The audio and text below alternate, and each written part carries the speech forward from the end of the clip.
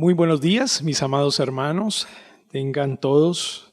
Damos gracias al Señor por un día más que le celebramos, en el cual predicamos y enseñamos su palabra. Una bienvenida cálida para todos nuestros hermanos de la Iglesia Bautista Reformada a la Gracia de Dios. Para los niños que nos ven a esta hora también, que el Señor edifique a toda su iglesia y a los amigos que quizás se están conectando, que no han entregado su vida por completo a Cristo, pues también oramos por ellos para que el Señor los traiga en arrepentimiento. Yo le invito a abrir su Biblia en la carta a los Corintios. Vamos a estar ahí en la carta a los Corintios, primera carta de Pablo a los Corintios. Como bien lo saben, ya terminamos nuestra serie de la epístola a los Romanos y vamos a empezar una nueva serie en la primera carta a los Corintios. Estamos desarrollando en sí las epístolas paulinas. Vamos a estar explicando algunos versículos de la primera carta a los Corintios. En sí no vamos a estar en un solo versículo. Esta es una clase introductoria. Sin embargo, el libro va a ser nuestro fundamento teológico para nuestra clase. Demos gracias al Señor para poder iniciar nuestra clase. Padre nuestro, en esta mañana estamos ante ti en el nombre de Cristo Jesús y te agradecemos por esta hermosa oportunidad que nos das de compartir tu palabra. Para nosotros es un privilegio, Señor, compartir tu palabra, enseñar tu palabra y esforzarnos por ser fieles a ella. Rogamos por la asistencia de tu Espíritu Santo para que nos ayudes en este tiempo, para que ayudes al maestro y ayudes a la iglesia quien escucha. Sabemos, Señor, que tú nos usas a pesar de nuestras debilidades e incapacidades, pero que tu gracia y tu gloria, Señor, sean manifestadas y se puedan expresar con claridad en esta escuela bíblica. Todo esto, Señor, lo pedimos a ti en el nombre de nuestro Señor Jesucristo. Amén y amén. Vamos a empezar nuestra introducción a los Corintios que hemos titulado La inmadurez indeseable de la nueva humanidad. La inmadurez indeseable de la nueva humanidad. Y a lo largo de la carta, pues usted se va a dar cuenta por qué hemos titulado esta serie de esa manera. La inmadurez indeseable de la nueva humanidad. Y como siempre lo digo y lo sugiero, todo trabajo introductorio a un libro de la Biblia, pues debe desarrollarse a partir de tres guías básicas introductorias. Como lo ven en pantalla, la primera guía, el autor, debemos conocer quién es el autor a la primera carta a los Corintios. La segunda guía es su audiencia, a quién va dirigida la primera carta a los Corintios, a qué iglesia se dirige. Y en tercer lugar, el documento en sí. Y cuando hablamos del documento en sí, pues queremos decir el contenido de la primera carta a los Corintios, su contenido teológico. Así que vamos a seguir estas tres guías introductorias para desarrollar nuestra clase en esta mañana. Veamos en primer lugar el autor. Vayan conmigo al capítulo 1, versículo 1 de la primera carta a los Corintios.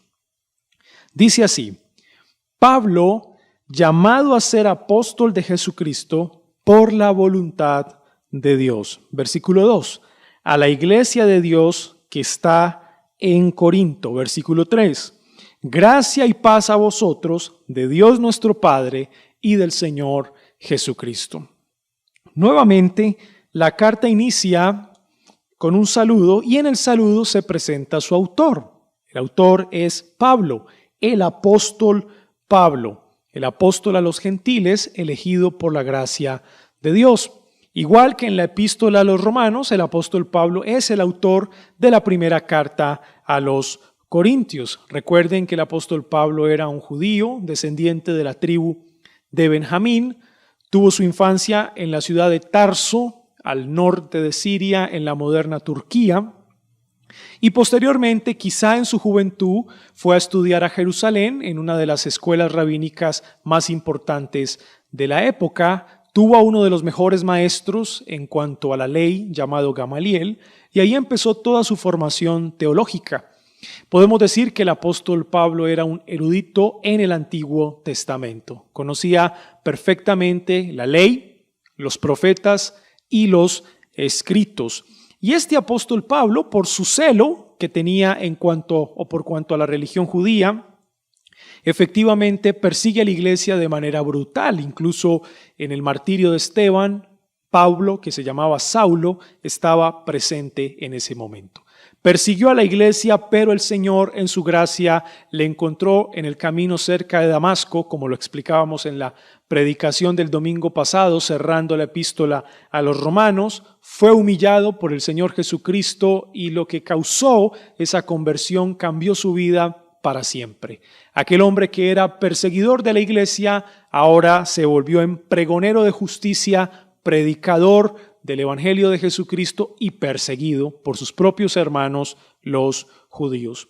Así que Pablo tiene una formación rabínica propiamente, quizá tenía todas las características de un fariseo, de un perushín de la época del siglo I, y la conversión lo cambió drásticamente, trascendentalmente, en una nueva persona fue convertido el apóstol Pablo. Ahora Pablo, cuando inicia su ministerio después de casi 14 años de espera, de formación, de prueba, el apóstol Pablo hace 3 viajes misioneros que encontramos en el libro de los Hechos.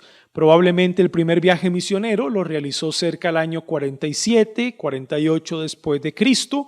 El segundo viaje misionero cerca del año 51 al 52 después de Cristo. Y el último viaje, el tercer viaje misionero, posiblemente entre el año 56 y 57 después de Cristo. El apóstol Pablo es encarcelado luego que regresa de su tercer viaje misionero. Él regresa a la ciudad de Cesarea, donde estaba la fortaleza romana. Los romanos no tenían su fortaleza política y militar en Jerusalén, sino en Cesarea. Y camino a Jerusalén, el profeta Agabo le profetiza que no vaya a Jerusalén, que no suba a Jerusalén, porque efectivamente los judíos lo están esperando y los judíos quieren en algún sentido aplicar cierta justicia contra la persona que ellos han acusado de blasfemia por predicar el Evangelio de Jesucristo. Evidentemente Pablo llega a Jerusalén, es tomado por los judíos propiamente bajo el dictado del Sanedrín judío. Sin embargo, Pablo tenía una ventaja, que era ciudadano romano, y como ciudadano romano podía apelar a las autoridades romanas, que el Tribunal de Justicia propiamente de Roma juzgue su caso y no el Sanedrín judío, como lo hacían con los judíos. Así que Pablo es llevado a la cárcel en Cesarea, donde está casi 2 años encarcelado, donde tiene que comparecer ante diferentes gobernadores, como es el caso de Félix, como es el caso de Festo, como es el caso del rey Agripa II, bisnieto de Herodes el Grande, y logra predicarles públicamente el evangelio a estas autoridades de la corte romana. Sin embargo, Pablo decide apelar a César, a Roma, y se lleva a cabo el traslado desde Cesarea hasta la ciudad de Roma, capital del Imperio Romano. Ya ustedes conocen esa historia en el libro de los Hechos, como camino hacia la ciudad de Roma experimentan un gran naufragio en el cual se puede ver el poder de Dios favoreciendo al apóstol Pablo y también, sirviendo de escenario para que el evangelio sea predicado y dado a conocer a los incrédulos que iban en la nave que acompañaba al apóstol Pablo. Pablo llega a Roma cerca del año 60 después de Cristo. Es encarcelado 2 años en una casa alquilada. Digamos que el Senado romano no tenía razones justas para condenarle y por esa razón se da su libertad en el año 62. Podemos decir que en esos 2 años de su primer encarcelamiento en Roma, Pablo escribe las famosas epístolas de la prisión, como lo es Efesios, como lo es Colosenses, como lo es Filemón, como lo es Filipenses, que son epístolas muy interesantes, algo paradójicas, como él está preso, pero la palabra de Dios no está presa, y como, por ejemplo, en Filipenses el tema más importante es el gozo del creyente, y lo dice un preso, alguien que está literalmente preso en Roma. Pero es la gracia y el poder de Dios respaldando de una manera increíble al apóstol Pablo. Luego, es liberado en el año 62 por obvias razones, y no sabemos más del apóstol Pablo. Lo que sabemos lo encontramos en la primera y segunda carta de Timoteo, quizá en Tito también hay algunas descripciones, quizá Pablo después de ese primer encarcelamiento visitó algunas iglesias, lo que algunos llaman el cuarto viaje misionero del apóstol Pablo, otros dicen que por fin Pablo pudo visitar España, que era su deseo, que manifestó a varias de las iglesias. Lo que sabemos a ciencia cierta es que nuevamente es encarcelado en Roma cerca del año 65 después de Cristo, después del incendio del 64, y Pablo va a su segundo encarcelamiento, y ese sí es definitivo porque cerca del año 67 muere decapitado bajo el gobierno del emperador Nerón, que muere un año después en el 68. Digamos que de forma general esta es la vida del apóstol Pablo. No quise detenerme en otros detalles más profundos sobre la vida de Pablo porque esta misma lección la di cuando di la introducción a la epístola a los romanos. Así que si usted está interesado en conocer un poco más del apóstol Pablo, puede buscar ese video, Introducción a la epístola a los romanos, y ahí creo gastar un poco más de tiempo hablando del apóstol Pablo.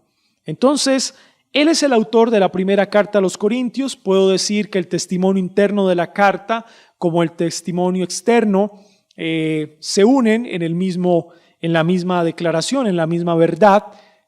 Ambos testimonios dicen que Pablo es el autor de la carta, y los padres de la iglesia pues efectivamente nunca dudaron tal cosa. Siempre creyeron que Pablo había sido el autor.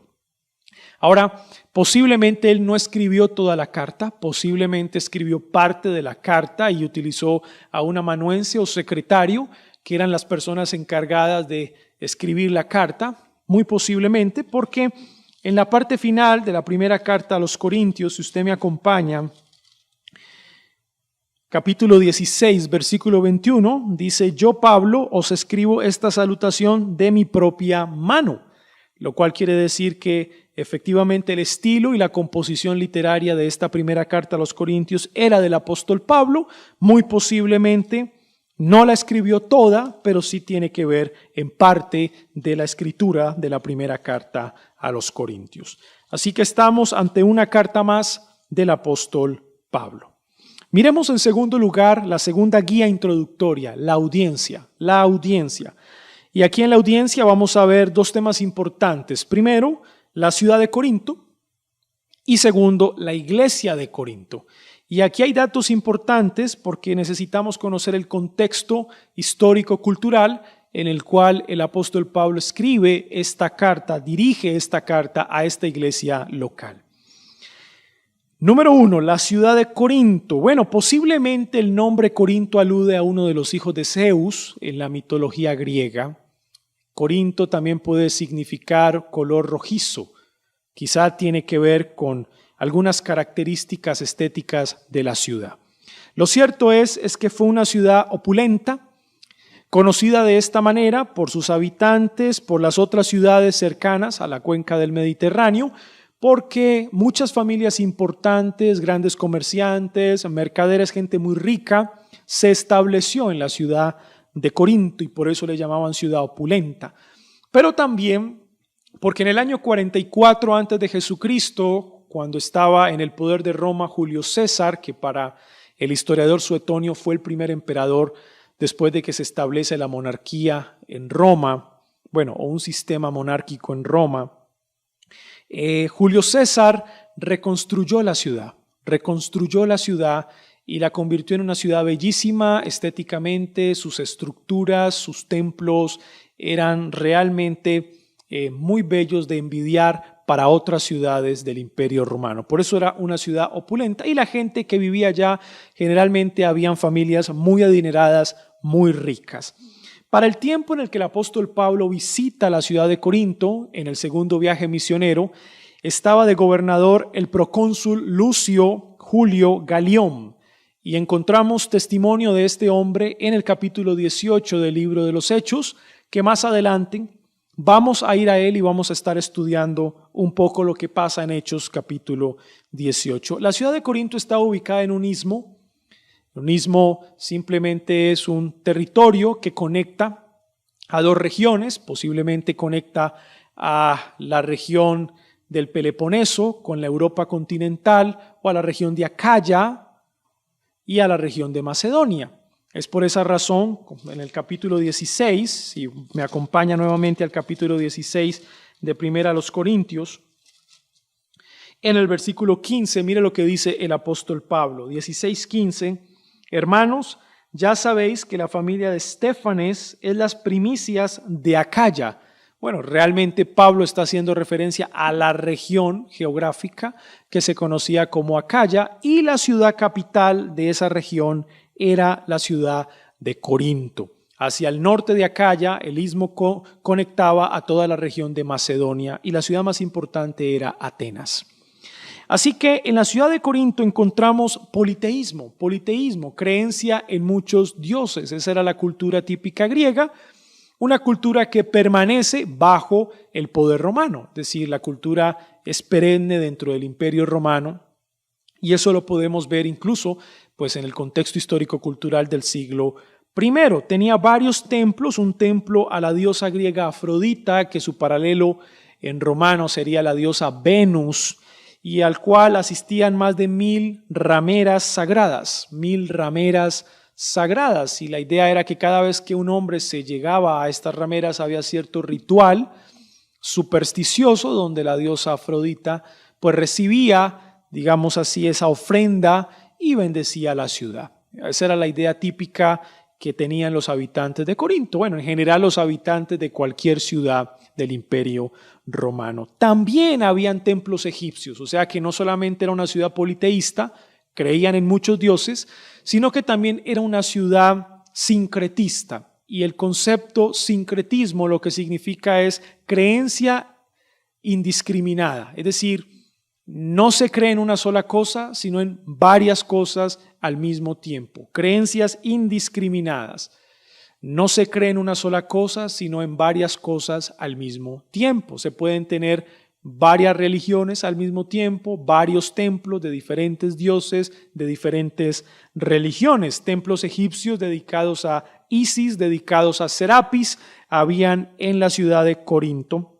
De ahí que el dicho popular, corintianizarse, lo cual significa vivir a lo corinto. Ya habían marcado un estilo de vida en el siglo I que era conocido por el resto de ciudades que estaban a su alrededor. Corintianizarse es una especie de paganismo público reconocido, ¿no? Y ante esto pues tenía que luchar la iglesia y tenía que responder bíblicamente. En este contexto de esta ciudad pagana, politeísta, sincretista, allí el apóstol Pablo abre una iglesia, funda una iglesia local. Muy posiblemente esta iglesia fue fundada en el segundo viaje misionero del apóstol Pablo, entre el año 51 y 52 después de Cristo. Recuerden que el primer viaje misionero de Pablo no salió de toda la región de Galacia. Realmente él fue fundando iglesias en Listra, en Iconio, en Derbe, en Antioquía de Pisidia, que todas son ciudades de la región de Galacia. Pero en el segundo viaje misionero, Pablo, cuando llega al puerto de Troas, recibe la visión del varón macedonio que le invita a entrar a la región de Macedonia, y ahí es donde Pablo visita ciudades como Filipos, Tesalónica, Berea, Atenas, debate en el Areópago con los filósofos estoicos y epicúreos, y finalmente desciende al sur de la región de Acaya por el istmo hacia la ciudad de Corinto, donde conoce a personas muy importantes que Hechos capítulo 18 nos va a dar muchos más detalles al respecto. Vamos a Hechos capítulo 18. Hechos capítulo 18. Pablo en Corinto. Vamos a leer este capítulo, Hechos capítulo 18. Pablo en Corinto. Después de estas cosas, Pablo salió de Atenas y fue a Corinto. Y halló a un judío llamado Aquila, natural del Ponto, recién venido de Italia, con Priscila su mujer, por cuanto Claudio, el emperador romano Claudio, había mandado que todos los judíos saliesen de Roma. Esto aproximadamente ocurrió en el año 49 después de Cristo, la expulsión de los judíos de Roma por edicto del emperador Claudio. Al parecer habían ciertas diferencias entre los judíos, obviamente, y el gobierno romano, pero también entre judíos cristianos y judíos no cristianos. Se levantaron ciertas sediciones, revueltas, y pues el Imperio Romano no iba a permitir eso. Las cosas que el Imperio Romano no permitía eran los levantamientos armados, las revueltas, los castigaba severamente, y lo que hace el emperador Claudio simplemente es expulsarlos de la ciudad de Roma. En esa expulsión sale Priscila y Aquila y se dirigen a la ciudad de Corinto. Y ahí en la ciudad de Corinto fue a ellos, y como era del mismo oficio, Pablo, Priscila y Aquila trabajaban haciendo tiendas, eso tenían en común, pues el oficio de ellos era hacer tiendas, y discutía en la sinagoga todos los días de reposo y persuadía a los judíos y a griegos. Como sabemos, siempre que Pablo visitaba una ciudad, primeramente le predicaba a los judíos y posteriormente le predicaba a los griegos o a los gentiles. Y cuando Silas y Timoteo vinieron de Macedonia, Pablo estaba entregado por entero a la predicación de la palabra, testificando a los judíos que Jesús era el Cristo, el ungido, el Mesías, ¿no? Son palabras muy profundas y muy confrontadoras para los judíos no mesiánicos.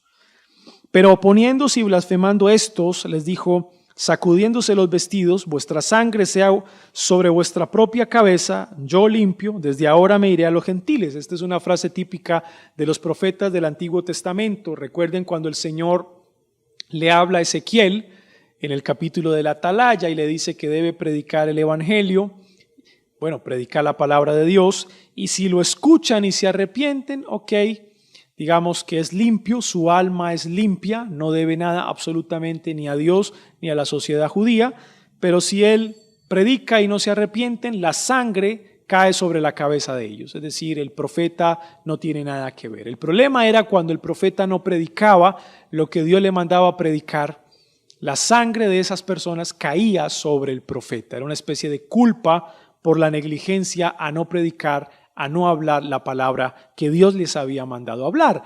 Así que esa dinámica profética es la que utiliza Pablo aquí en la predicación del Evangelio. Simplemente, ya les he predicado, así que su sangre no va a caer sobre mi propia cabeza. Yo salgo limpio de aquí.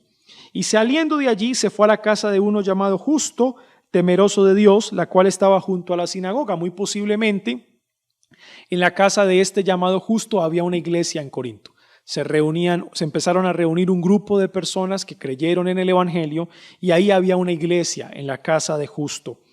Y Crispo, el principal de la sinagoga, creyó en el Señor con toda su casa y muchos de los corintios, oyendo, creían y eran bautizados. Muy posiblemente en la casa de Crispo había otra iglesia también ahí, un grupo de personas, sobre todo su familia, habían creído en el Evangelio. Y como este era un principal de la sinagoga, pues esto impactó, digamos, a las comunidades judías que se habían establecido en la ciudad de Corinto. Entonces el Señor dijo a Pablo en visión de noche: no temas, sino habla y no calles, porque yo estoy contigo y ninguno pondrá sobre ti la mano para hacerte mal, porque yo tengo mucho pueblo en esta ciudad. También es muy típico estas palabras, el Señor se las daba también a los profetas. A Isaías le dio estas palabras: anda, yo estoy contigo, aunque el pueblo no te escuche, aunque el pueblo cada vez que te escuche se endurezca. O sea, finalmente no te están oyendo de verdad, ¿no? Te están escuchando, pero no te están oyendo de verdad. Sus corazones no se van a debilitar, sino que se van a endurecer cada vez más que te escuchen. Lo mismo Pablo, la presencia del Señor iba a estar con él no podía callar, él tenía que seguir predicando la palabra de Dios. Y se detuvo allí 1 año y 6 meses enseñándoles la palabra de Dios. Este es el tiempo propicio en el cual pues se establece la iglesia local de Corinto, claro, con la ayuda de Priscila y con la ayuda de Aquila, con la ayuda de Justo, con la ayuda de Crispo, se conforma la iglesia local en Corinto. Pero siendo Galión procónsul de Acaya, ya les dije, Lucio Galión, que era el procónsul de aquellos tiempos, nos cuenta la historia romana, o sea que aquí concuerda perfectamente el testimonio de Lucas con el testimonio de historiadores seculares. Los judíos se levantaron de común acuerdo contra Pablo y le llevaron al tribunal diciendo: este persuade a los hombres a honrar a Dios contra la ley. Y al comenzar Pablo a hablar, Galión dijo a los judíos: si fuera algún agravio o algún crimen enorme, oh judíos, conforme a derecho, yo os toleraría. Pero si son cuestiones de palabras y de nombres y de vuestra ley, vedlo vosotros, porque yo no quiero ser juez de estas cosas. Realmente Galión vio que esto era un problema de la comunidad judía, que no le competía ni al tribunal romano de justicia, ni al senado romano, ni al César, ni a él como procónsul. Esto era típico de la comunidad judía que ellos tenían que resolver. No prestó mucha atención y los echó del tribunal. Entonces todos los griegos, apoderándose de Sóstenes, principal de la sinagoga, le golpeaban delante del tribunal, pero a Galión nada se le daba de ello. Este Sóstenes es el que aparece en la primera carta a los Corintios. Muy posiblemente en la casa de este hombre también había una iglesia y era una persona muy amada por Pablo. Justo, Crispo, Sóstenes eran personas claves en el inicio de la iglesia a los Corintios. Mas Pablo, habiéndose detenido muchos días allí, después se despidió de los hermanos y navegó a Siria, y con él Priscila y Aquila, habiéndose rapado la cabeza en Cencrea porque tenía hecho voto. Priscila y Aquila lo acompañan a Éfeso. Pablo sale de Corinto con ellos dos hacia la ciudad de Éfeso. Y llegó a Éfeso y los dejó allí, y entrando en la sinagoga discutía con los judíos, los cuales le rogaban que se quedase con ellos por más tiempo, mas no accedió, sino que se despidió de ellos diciendo: es necesario en todo caso yo guarde en Jerusalén la fiesta que viene, pero otra vez volveré a vosotros si Dios quiere. Y zarpó a Éfeso. Era la fiesta de Pentecostés, era la fiesta que él quería celebrar juntamente con sus hermanos en la ciudad de Jerusalén. Así que el capítulo 18 nos sirve de contexto de cómo fue fundada la iglesia en Corinto. Lo hizo Pablo a través de un equipo de hermanos, el caso de Justo, el caso de Crispo, el caso de Sóstenes.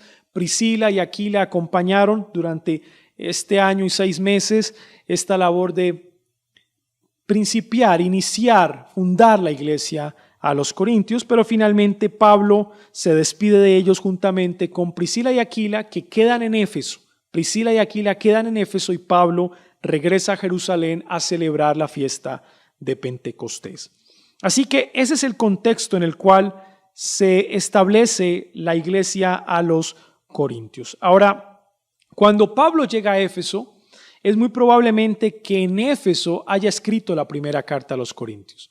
No era sino que Pablo llegase a Éfeso para que ya recibiera noticias de lo que estaba pasando en la iglesia a los Corintios. Miren conmigo el capítulo 16,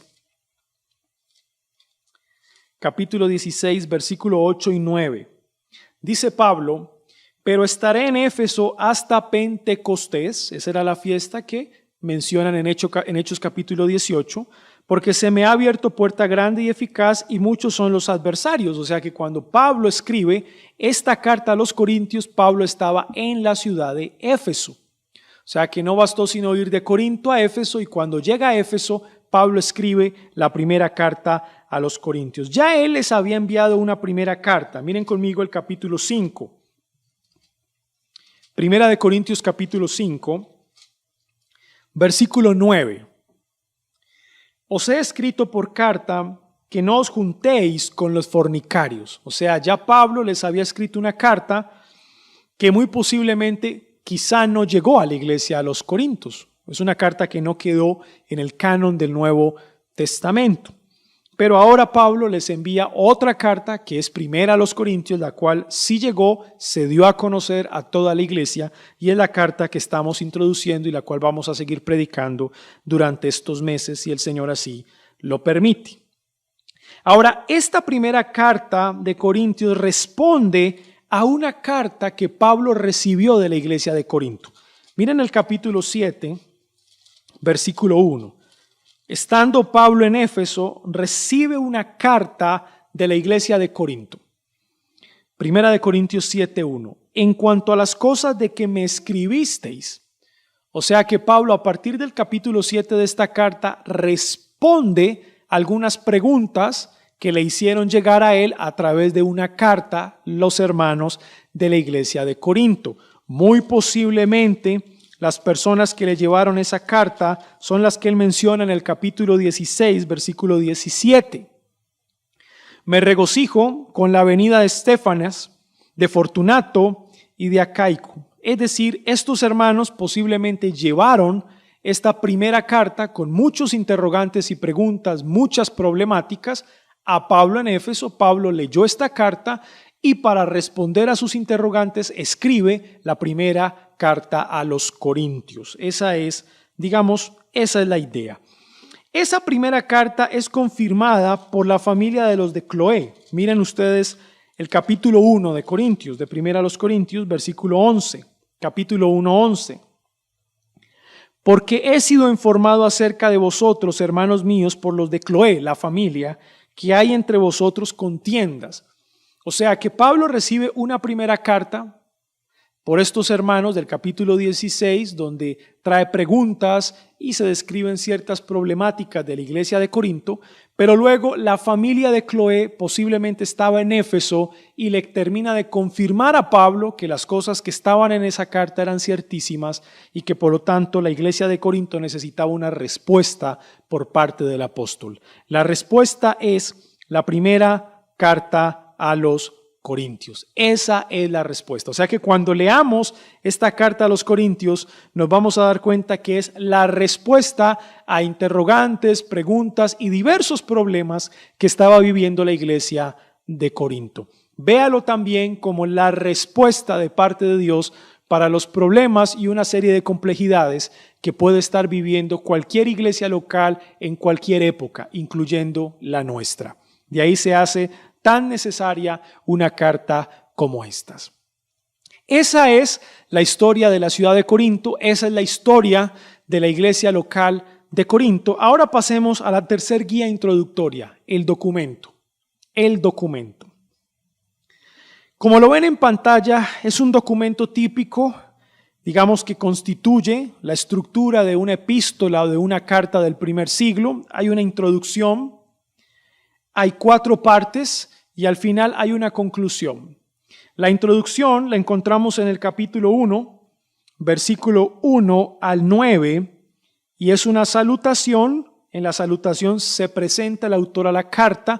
Recuerden que la autoridad apostólica era muy importante para que la iglesia recibiera los escritos como inspirados, como de parte de Dios. Se presenta Pablo, presenta a su audiencia y da un saludo de gracia y de paz que era por costumbre cuando se redactaba la introducción de una carta, lo que se conoce como una salutación. Pero luego a partir del versículo 4 al 9 se levantan acciones de gracias por lo que el Señor ha hecho en la iglesia a los Corintios. Y miren lo que dice Pablo en el versículo 8, el cual también os confirmará hasta el fin para que seáis irreprensibles en el día de nuestro Señor Jesucristo. Esa palabra confirmará, ya la había dicho Pablo en Romanos capítulo 16, versículo 25, y al que puede confirmaros, fortalecernos en la fe, ¿no? Lo que dice Pablo es que ustedes también serán fortalecidos en la fe hasta el final, hasta el día de nuestro Señor Jesucristo. La primera parte de la carta, divisiones en la iglesia local. Digamos que ese es el tema central. Divisiones en la iglesia local va del capítulo 1, versículo 10, hasta el capítulo 4, versículo 21. Casi 4 capítulos cobija el tema de las divisiones en la iglesia local. Miren el versículo 10. Os ruego pues, hermanos, por el nombre de nuestro Señor Jesucristo, que habléis todos una misma cosa, y que lo que haya entre vosotros y que no haya entre vosotros divisiones, subraye la palabra divisiones, sino que estéis perfectamente unidos, subraye la palabra unidos, en una misma mente y en un mismo parecer. Versículo 13. ¿Acaso está dividido Cristo? Otra vez subraye la palabra dividido. ¿Fue crucificado Pablo por vosotros? ¿O fuisteis bautizados en el nombre de Pablo? Podemos ver que la división en la iglesia local es el tema dominante de estos primeros 4 capítulos, digamos la primera parte en la estructura y en el contenido de la epístola. Miren el capítulo 3, versículo 1. De manera que yo, hermanos, no pude hablaros como a espirituales, sino como a carnales, como a niños en Cristo. Refleja la inmadurez que estaba viviendo la iglesia local de Corinto, y esa inmadurez se veía reflejada en las divisiones que habían entre ellos en las relaciones interpersonales. La segunda parte de la carta habla de los problemas de inmoralidad sexual y de litigios, y va del capítulo 5 hasta el capítulo 6, versículo 20. Contiene 2 capítulos esta segunda parte, problemas de inmoralidad sexual y de litigios, un caso de inmoralidad juzgado, un caso de incesto, digamos, muy bien conocido, sin embargo no se actuó a tiempo, no se aplicó en ningún sentido disciplina eclesiástica. Eso lo encontramos desde el versículo 1 hasta el versículo 13. Mire lo que dice el apóstol Pablo, versículo 1. De cierto se oye que hay entre vosotros fornicación, palabra griega pornía, y tal fornicación cual ni aún se nombra entre los gentiles, tanto que alguno tiene la mujer de su padre. Miren la clase de pecados sexuales, de inmoralidad sexual que estaban viviendo estos hermanos. Y en el capítulo 6, problemas de litigios, casos, diferencias en las relaciones interpersonales de los hermanos que eran llevados a los tribunales. Y el apóstol Pablo les exhorta a que no es necesario llevar estos casos a los tribunales, sino que apela a la fe de ellos para que tengan la capacidad de solucionar sus diferencias y sus problemas. Y nuevamente en el versículo 12 encontramos exhortaciones de Pablo sobre pecados de inmoralidad sexual. Dice el versículo 16, ¿o no sabéis que el que se une con una ramera es un cuerpo con ella? Porque dice, los dos serán una sola carne, pero el que se une al Señor, un espíritu es con él. Huid de la fornicación. O sea que claramente en estos 2 capítulos, que es la segunda parte de la carta, hay problemas de inmoralidad sexual y de litigios. Todo esto refleja la inmadurez de la iglesia. Las divisiones reflejan inmadurez y estos problemas de inmoralidad sexual reflejan también la inmadurez. La tercera parte de la carta va desde el capítulo 7, y esta es la parte más larga, hasta el capítulo 14. Capítulo 7 hasta el capítulo 14. Y en todos estos capítulos lo que hace Pablo es responder a las inquietudes e interrogantes que recibió de los hermanos de Corinto en una carta. Eso es lo que hace el apóstol Pablo, responder a sus inquietudes. Hay problemas relativos a la condición social. Capítulo 7, los hermanos no saben qué hacer con su condición social y le preguntan al apóstol Pablo. Hay problemas derivados del entorno pagano. Capítulo 8, el sacrificio a los ídolos. Capítulo 9, los derechos de un apóstol. Pablo tuvo que defender su apostolado. Capítulo 10, nuevamente el tema de la idolatría sale a relucir. Capítulo 11, versículo 1, sed imitadores de mí, así como yo de Cristo. Hay problemas derivados del entorno pagano, pero también a partir del capítulo 11, versículo 2, hay problemas derivados o que se están presentando en el culto público, en el culto de adoración, en el culto público. Y eso lo encontramos a partir del versículo 2 en adelante hasta el capítulo 14, versículo 40. Y esos problemas en el culto público tenían que ver con el atavío de las mujeres, tenía que ver en el cómo administrar la cena del Señor. Si bien los hermanos no entendían este principio, miren lo que dice el versículo 19 del capítulo 11, porque es preciso que entre vosotros haya disensiones para que se hagan manifiestos entre vosotros los que son aprobados. Cuando pues os reunís vosotros, esto no es comer la cena del Señor, porque al comer cada uno se adelanta a tomar su propia cena, y uno tiene hambre y otro se embriaga. Diversos problemas, y por esto el apóstol Pablo los exhorta, versículo 29. De manera que cualquiera que comiere este pan o bebiere esta copa del Señor indignamente, será culpado del cuerpo y de la sangre del Señor. Por tanto, pruébese cada uno a sí mismo y coma así del pan y beba de la copa. Problemas en el culto de adoración público que en el capítulo 12 ya tienen que ver con los dones espirituales. Capítulo 14, el hablar en lenguas, y de forma estratégica entre el capítulo 12 y el capítulo 14 está el capítulo 13 que habla de la preeminencia del amor.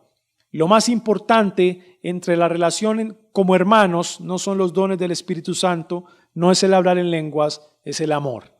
Debemos crecer en amor y reflejamos madurez cristiana cuanto más amamos a nuestros hermanos en la fe. Reflejamos inmadurez cristiana cuanto más dividimos a la iglesia y cuanto más mostramos orgullo por nuestros dones y capacidades que el Señor nos ha dado.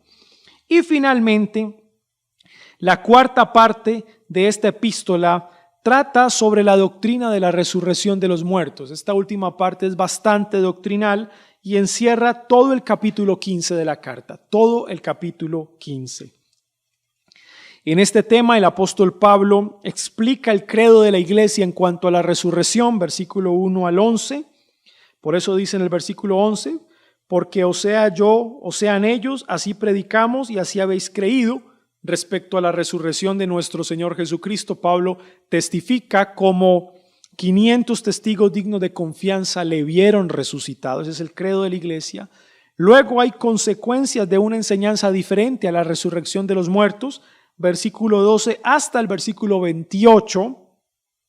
Y luego en el versículo 29 al 34 hay argumentos a favor de la resurrección. Realmente esto es un tema muy importante, es una doctrina crucial, la resurrección de Cristo y por ende la esperanza futura de la resurrección de los creyentes. Luego habla del cuerpo resucitado, pues si hablamos de resurrección es porque este cuerpo será levantado del polvo, será levantado de la tierra. Versículos 35 hasta el versículo 49 y finalmente habla de la necesidad de transformación en el cuerpo. La necesidad de transformación en el cuerpo, versículos 50 hasta el versículo 58. Y así cierra el apóstol Pablo la cuarta parte de esta epístola hablando de la doctrina de la resurrección de los muertos. La última parte de la epístola es una conclusión. Esa conclusión trata de asuntos muy prácticos, la ofrenda para llevarla a la iglesia local de Jerusalén. Para esos tiempos Jerusalén estaba viviendo pues una pobreza y una hambruna tremenda y el apóstol Pablo pues lo que hace es que da instrucciones de cómo tomar ofrenda de parte de la iglesia de Corinto para luego llevarla a Jerusalén. Da algunas recomendaciones también, habla de sus planes de viaje que tiene el apóstol Pablo, se los comunica a la iglesia de los Corintios y finalmente hay saludos finales o salutaciones finales donde menciona a las personas más importantes en su ministerio, personas que estaban con él en Éfeso y personas que estaban en la iglesia de Corinto. Así termina Pablo la epístola, versículo 21. Yo, Pablo, os escribo esta salutación de mi propia mano. El que no amare al Señor Jesucristo sea anatema. El Señor viene. La gracia del Señor Jesucristo esté con vosotros. Mi amor en Cristo Jesús esté con todos vosotros. Amén. Entonces, es una estructura muy básica, típica de una epístola del primer siglo. Introducción, 4 partes y al final una conclusión. Y es a lo largo de este contenido, de este documento, que por la gracia del Señor los pastores vamos a estar enseñando y predicando durante estos próximos domingos que vienen en adelante. En conclusión, ¿cuál es el tema de la carta? Bueno, creo que lo vimos, la unidad de la iglesia local, lo vimos en el capítulo 1 a los Corintios. Versículo 10, ahí está.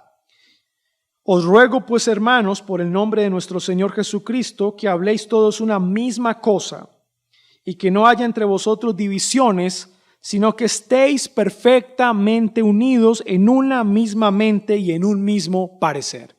El tema de la carta es la unidad de la iglesia local. La falta de unidad de la iglesia local refleja la inmadurez espiritual de la iglesia. Cuanto más la iglesia se fortalezca en unidad, más madurez tiene. Pero nosotros hemos titulado la serie a la carta a los Corintios, La inmadurez indeseable de la nueva humanidad. La inmadurez indeseable de la nueva humanidad. Vemos inmadurez por las divisiones, por la falta de comunión y unidad, pero es indeseable, realmente no deseamos que la iglesia local experimente esta inmadurez. Sin embargo, en la realidad es que hay muchos hermanos inmaduros en la fe que dividen la iglesia y que no pueden fortalecer su unidad los unos con los otros. Ese es el tema de la serie, la inmadurez indeseable de la nueva humanidad. La cristología se ve por muchas partes. En el solo capítulo 1 vemos que se menciona al Señor Jesucristo una y otra vez. Sin embargo, me llama la atención la redención final del cuerpo. La redención final del cuerpo es parte del triunfo supremo del Hijo encarnado. En otras palabras, cuando nuestro Señor Jesucristo resucita, Él vence a la muerte definitivamente y nos da la esperanza de que nosotros también resucitaremos en Él hacia el futuro. ¿Y cuál es la convicción? ¿O por qué tenemos la convicción de que así será? Porque Él resucitó entre los muertos. O sea que aquí se ve un Cristo victorioso, un Cristo supremamente vencedor de la muerte por resucitar entre los muertos. Y nosotros, mis hermanos, un día resucitaremos en Él. Claro, los que partamos con Él, los que estemos vivos cuando Él venga, seremos transformados. ¿Qué nos enseña esta carta a todos nosotros?